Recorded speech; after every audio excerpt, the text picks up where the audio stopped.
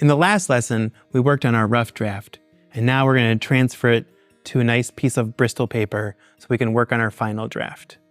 The way that I'm going to do it is a little bit of a cheat. Because the paper is 8.5 by 11 and the piece of Bristol is 11 by 17, I'm just going to lay my paper so the 11 matches up, like that. Everywhere that the fold is, I'm going to make a little mark. I'm just going to transfer it onto my Bristol paper, and I'm going to do the same thing on this side, just move it over a little itty bit. I'm going to mark here, and then one more mark here, and then the halfway point here, and on the other side, the same thing. So I'm never going to fold my Bristol paper. I'm only going to be drawing on it. And then I'm just going to take my ruler and I'm going to connect the dots. When you're using a ruler, it's good to leave your pencil on one of the points and just keep it there. And then just try to get the other end of the ruler to see the other spot there. Sometimes it's hard to get your ruler lined up, but if you use your pencil as one of the anchor points, like a pivot point, then you can get the line pretty straight or get it on target. So now I'm going to use the scissors.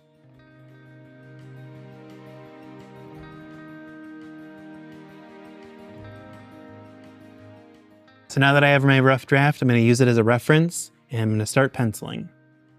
The first thing I'm going to do for my first page is I'm going to draw the panel box. So I'm not going to draw my comic all the way to the edge of the paper because then it won't be able to get printed. I'm going to leave a 1/4 inch around the sides. So I'm just marking a 1/4 inch on each side. I'm going to draw these lines here, same thing on this side, and the top and the bottom.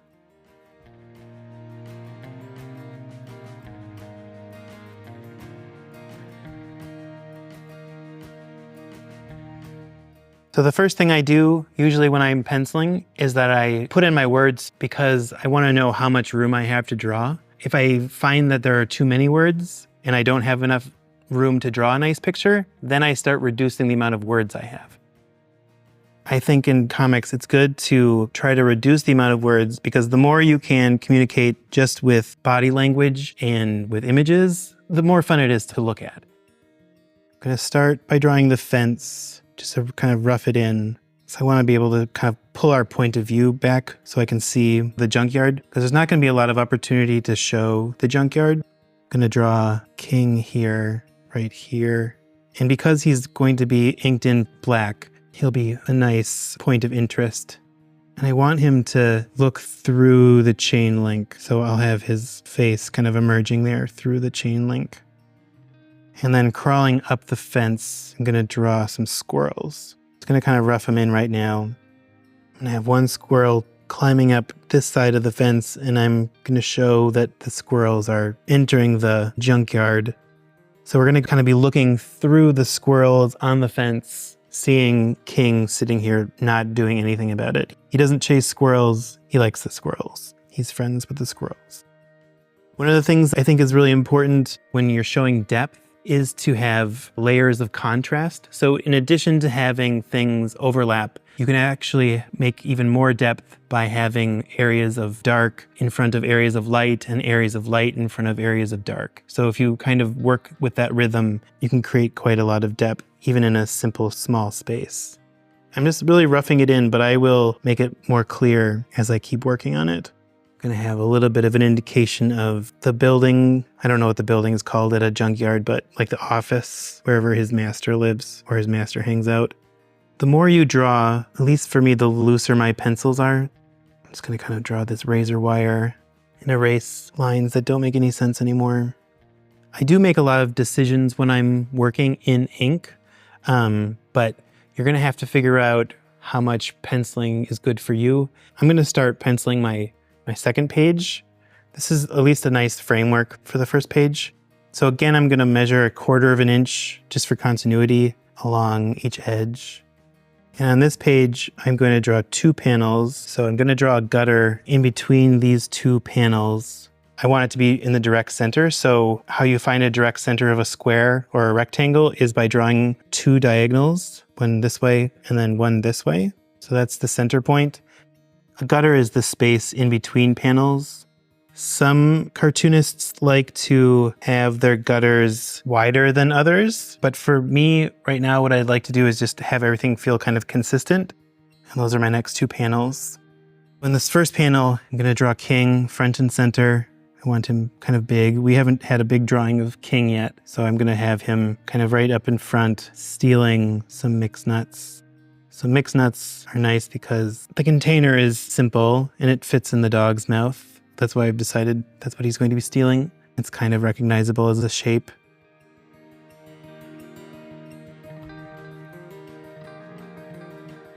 And then the master, I was going to have him watching a football game. So I'm going to have the easy chair back here off in the distance. It's going to be very crowded. So I'm going to take my own advice. I'm just going to rough in where I'm going to put the words because I'm kind of running out of space already. So I'm going to change my mind a little bit. Put the words in here and it's going to say, he'd steal mixed nuts from his owner. And again, we're running out of space. So I'm going to change my mind a little bit. Instead of having the owner watching a football game, I'm going to have the owner sleeping because that takes up less room just to have that simple shape there. And I'm going to move King over a little bit to the left just to have it fit better.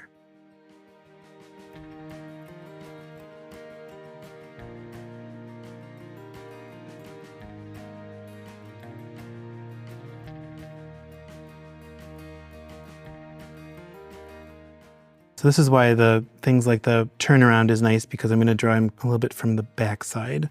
And then he's going to be stealing it from a shelf where I will draw some recognizable snacks, some cheese balls, and a container of pretzels. It's nice to pick things that are recognizable even when they're small.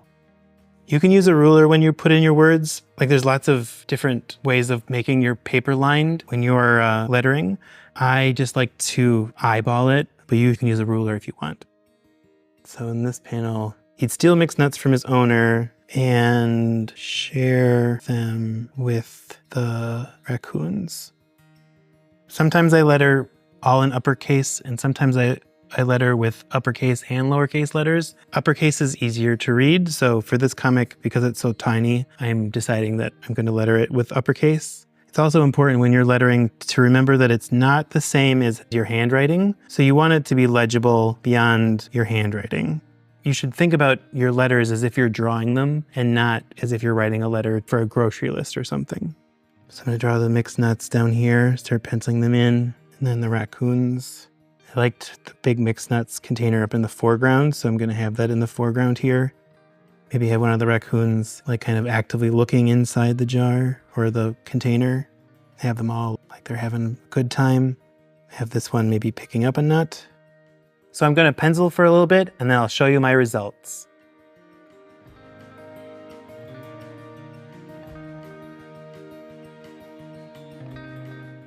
So now I finished penciling and I'm just going to point out some things to you. The cover, I kind of took some inspiration from like those Live, Laugh, Love pillows. So I have the spirit in sort of that font and I made King sort of heavy and have a lot of presence. I made some changes in the rough draft. I had King running to the right, and in the last, I kind of wanted us to have King and the wolves coming towards us. It was just a decision I made at the last second, but the drawing itself wasn't really working going to the right. And it's the last panel, so it's not leading us to another panel, so I wanted it to kind of feel like it's done. And then on the other side, I made a decision to change it from flocks of birds, and I made it more specific to sandhill cranes because there are a lot of sandhill cranes where I live, so I just made it specific. I didn't get a chance to put the no trespassing sign in, which I was kind of bummed out with, but I like the squirrel more than I like that sign. I decided just to make a closed sign on the shop here. Since this is the last step before inking, it's kind of my last chance to make any edits. I decided that because it's such a small size that I really wanted to cut down on details, not have it be too heavy. I made some decisions to make things slightly more simple. I think that it'll do well when I get into inking. In the next lesson, we're going to start inking.